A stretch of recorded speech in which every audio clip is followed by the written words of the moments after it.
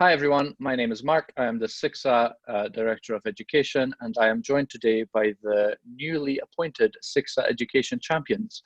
I will let them all introduce themselves and then we can get started on today's webinar.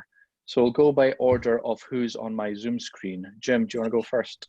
Yeah, I'm Jim Patterson. I'm at Glasgow Caledonian University. Rachel?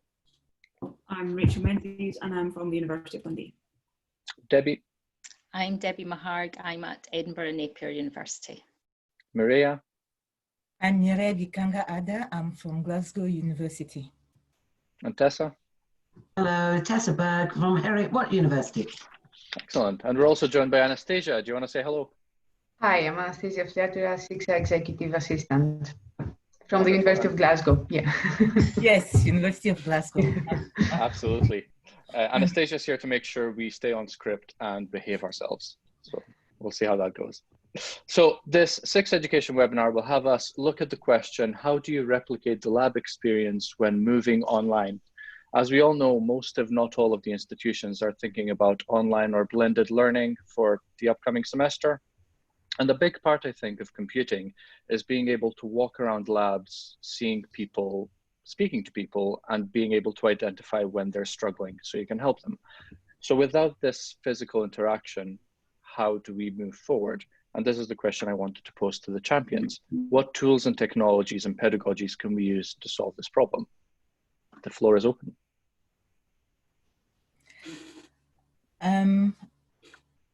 At the University of Glasgow, we'll be using a combination of Zoom and Teams, and for tutorials and labs. And what we are planning to do is to make the lab group quite smaller so that there is a little bit more interaction, because we do realize that online it can be quite tricky. It won't be a regular more than 20 group, student per group.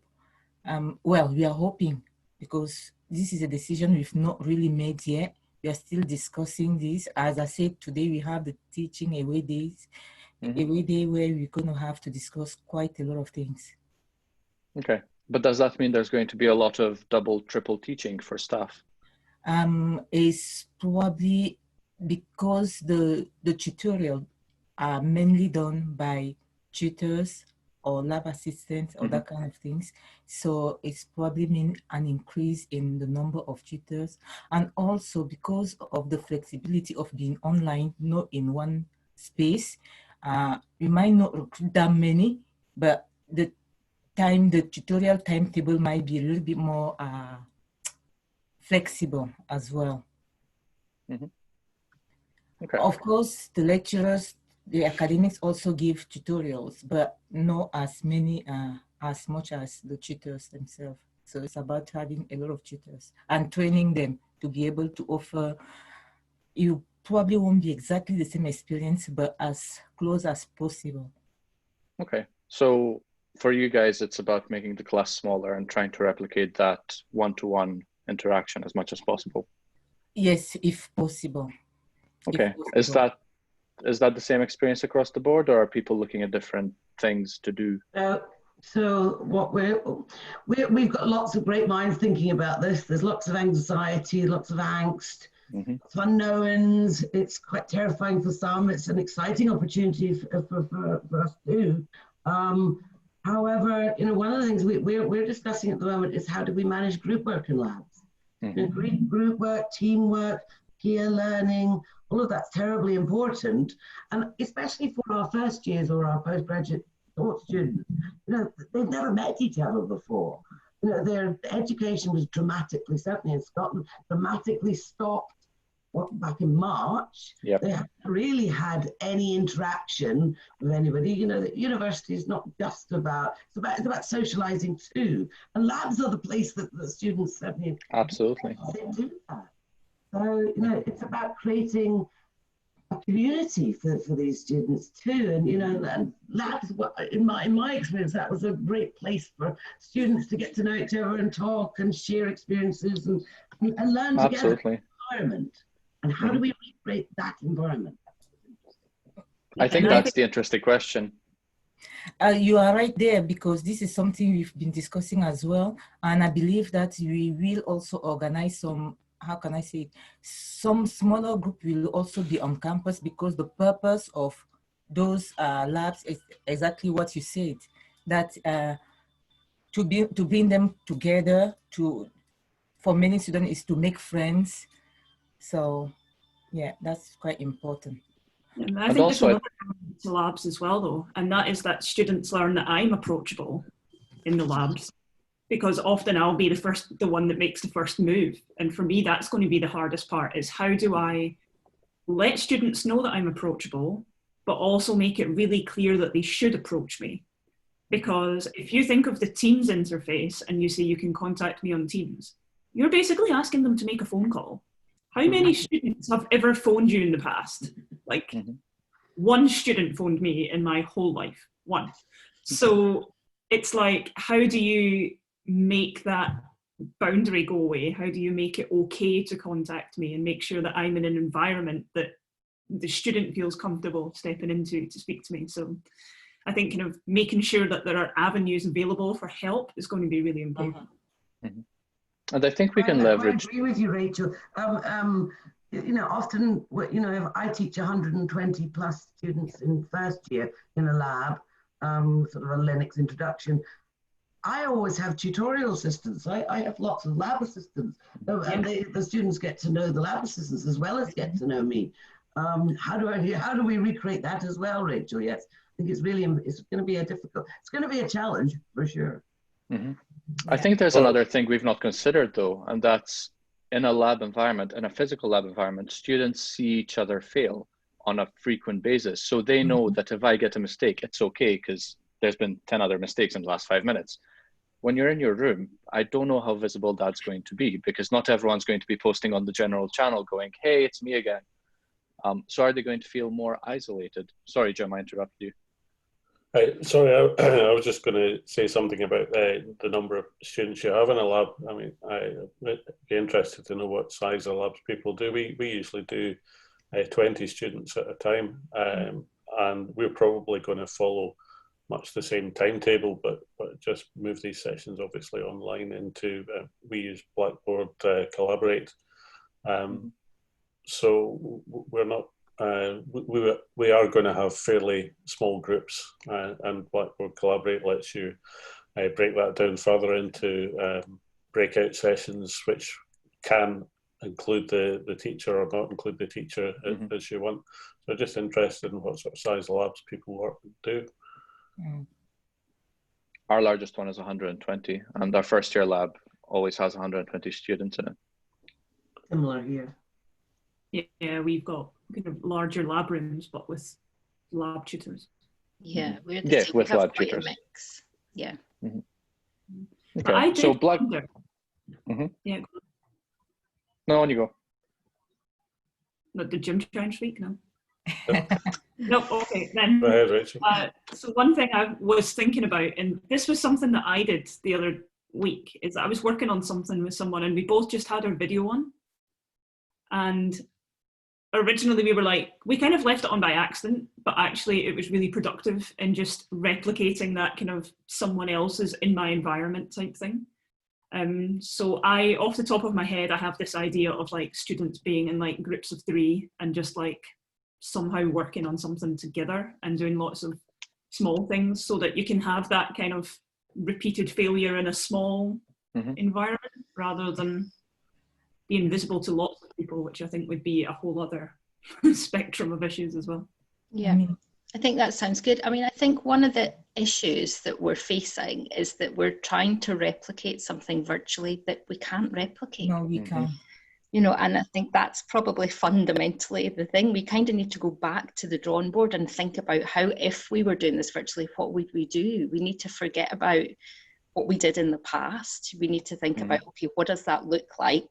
Starting with a clean slate, how will we get the students to socialise, to communicate? Because I think actually it's more important that they're communicating and helping each other than they're communicating with us. You know, we can do things online and virtually, we can provide support in lots of different ways in forums. We can use virtual desktop. They can share their desktop. There are lots of things that we can do, but the part that's really tricky is how we get them to get to know each other. Mm-hmm. I believe it's the peer support that we need to work on. Yes, and I believe is that type of problem solving that enable them to work in group that will probably make them talk together, and smaller group as well. Mm-hmm. Yeah, and I think, you know, if for our continuing students, it's easier because they know each other.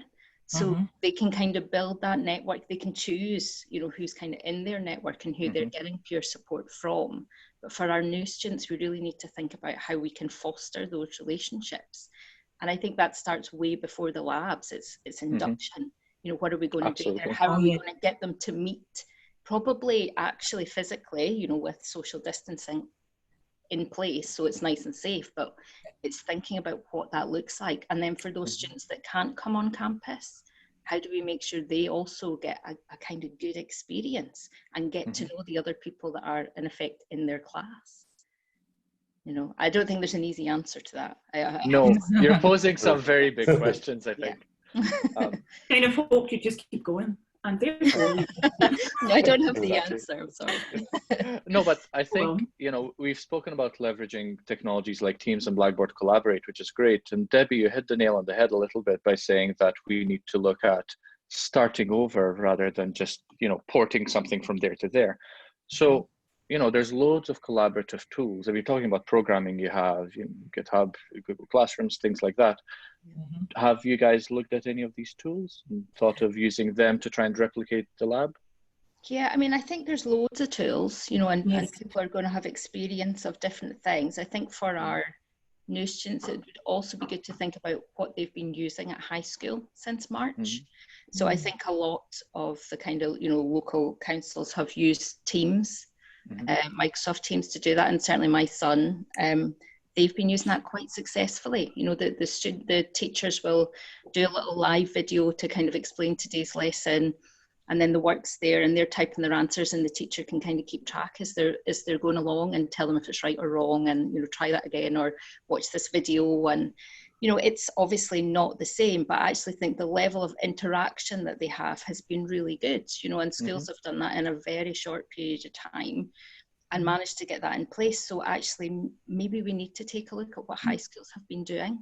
You know, they've been doing it for a long time while we haven't really. You know, most of our students were kind of at the end of the term, we were finishing things off, or we've put things up online without necessarily thinking about what do they need to do, how can we get them to communicate, put them in groups, you know, how do we kind of resource it and manage it. And I think there's maybe some lessons to learn from high schools this time round. Now, we were look here because we had the graduate apprenticeship just starting as we went on lockdown. So they did everything online, and they've even presented to everyone, to all our colleagues, what they did. And as I said earlier, they used Zoom and Teams, combination of those two, because we try to ensure consistency in the tools that we are using to communicate with the student. So that's what they used, and I believe that this is what we're going to be using, Zoom and Teams. And regarding, yes? Sorry, go ahead. Regarding the tools for programming, you already mentioned GitHub earlier. We have Jupyter Notebooks and that kind of thing that are the type of technology platform that we use. But as I said, everything I'm saying right now is not set on stone because we are still discussing all these things. Of course. And I think we'll keep on discussing these things until the students arrive, and quite possibly we'll be learning from our own mistakes and working on the fly to try and replicate a good experience for them, because that's what we all want to do, I think, give our students the best experience under whatever circumstance they come to us. To the QAA conference, I don't know if anyone saw Sally Kiff's presentation, and she said, well, we're not actually doing pedagogy right now, we're doing panic-gogy. Like, it's just a panic. And I think that phrase I kind of keep coming back to, because I think it's really important that people, A, don't realise that it was okay that everybody kind of failed it in some way at the end, and that it's okay to say, look, last semester was a disaster, I'm going to do something different, or kind of start from the beginning again and realise that actually we've got to think of you know, like we were saying earlier, what do we want to achieve and start from there rather than start from the status quo of, you know, last academic year. Well, one thing that happens in a lab is that sometimes students don't ask for help, but you can pick up on the fact that they need help. You're wandering around, you can see what's on the screen, or you can see somebody looking worried, and wonder if anybody's looked at any tools that would let you kind of do that virtually, and by basically collaborative coding, being able to share, be able to dip into the work that somebody is actually doing as they're writing code, if that's what they're doing in the lab. I know there's a few tools that do that, but we've looked at a couple, but we haven't really done anything with them. I wonder if anybody has any thoughts on that. We've looked at GitHub in our own institution. We've been using GitHub and Codio for a couple of years now, and they're excellent tools for collaborative code and helping students along with what they're doing. Codio in particular, we really like. So there's a tool for you. Okay, we have had a look at that one. I'll maybe talk to you more about that one a later time. Yep. Any other tools people recommend? We use GitHub as well. GitHub. Yes, we do use it as well. I think fairly standard tools across the board, but as we've seen since March, loads of startups are going on trying to replicate video conferencing, coding, collaborative tools, and I bet you by September there's going to be hundreds more things we can look at. The trick is choosing the right one. I think I might start wrapping this up, but I am conscious of the fact that once this is online, people, academics, and maybe even teachers will be looking at this trying to find a recommendation or a tip. So I was hoping we could end it with a recommendation from each one of you. What should people be doing for the upcoming semester? So again, I'll go by order of my Zoom, so I'll just call you out. So Jim, sorry, you're first. I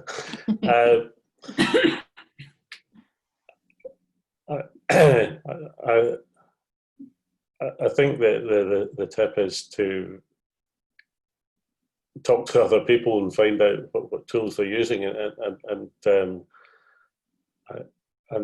you know, we've mentioned one or two things there. I mentioned one or two tools there that people can use, and I think that, as you say, that there's going to be a huge array of potential solutions out there, and I think being able to zoom in on what you're actually going to use, no pun intended there, is going to be difficult, and I think talking to colleagues about it, I think is going to be helpful.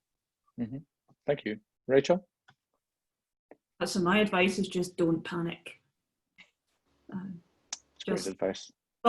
Stop, take a step back and try again tomorrow. Like, don't panic. Thank you. Debbie? I think just think about what we can do to get the students to work together. And I think something really kind of fundamental is to make sure we've tested whatever we're going to do. Don't kind of wait till we start in September to see if it'll work with our 120 students in our lab. We really need to be confident that whatever we're going to do, particularly with our new students, is going to work. So test. Yep, absolutely. Mireia? I think we should try to ensure consistency, because collaborate with the colleagues so that you decide on the tools that are going to be used by everyone, because sometimes we teach some courses that are similar, and having too many different tools can be confusing to students. Not Very just true. to lecturers as well. I was going to say, I get confused as well. Tessa? When you asked the question, I wrote down too, don't panic. So we're in agreement there. Sharing ideas with colleagues, sharing innovations, you know, not just sharing within our own university, but sharing together as we are today. I think that's really important. When we find something good, we must share it, because that's the way really the way we're going to go through. You know, it's the sort of Darwinism, isn't it? Those that survive are the ones that are most responsive to change. We need to be agile, but if we could be agile together, then we can all manage to somehow be this blended learning, new normal, whatever it is going to be. I don't know. No, I absolutely agree. And the reason we started the Education Champions is within each institution, we have particular skills within CS education. And I think this is the time we come together and share those skills. And ultimately, it's the students who will benefit. And that's what we all want, I think. So yeah, thank you very much for joining us, and goodbye.